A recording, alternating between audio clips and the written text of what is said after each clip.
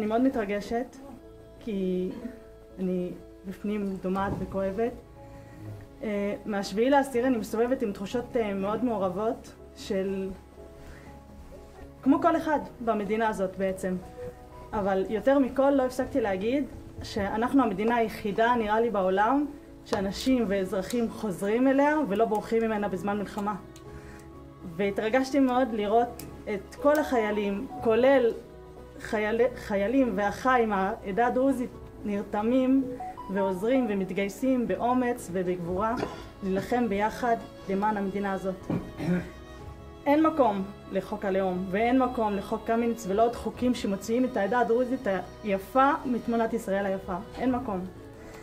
ואני מבקשת ממך פה באמת לעבוד על תיקון וביטול החוקים האלה, באמת לתת לנו להרגיש שייכים, באמת לתת לנו כל סיבה בעולם להישאר פה, כי אנחנו רוצים, אנחנו מאמינים בקיומה של מדינת ישראל ואנחנו רוצים להיות פה. והכי חשוב, בנימה אישית ובכאב רב ובקול רועד, אני לא רוצה להרגיש שג'מאל נפל לשווא. אנחנו פה ברגע כואב מאוד, כי אנחנו באנו לנחם על נפילתו של ג'מאל. אבל אנחנו בעצם בהתכנסות המדהימה הזאת מביאים לידי ביטוי משהו שהסתכלתי על זה, התמונה הזאת באמת, שהנאהבים והנעימים בחיים ובמותם לא נפרדו, זה משהו הרבה יותר עמוק. מבחינתי כולם פה לאום אחד. ככה אני אומר, אמרתי את זה לשף, אני אומר את זה כל הזמן.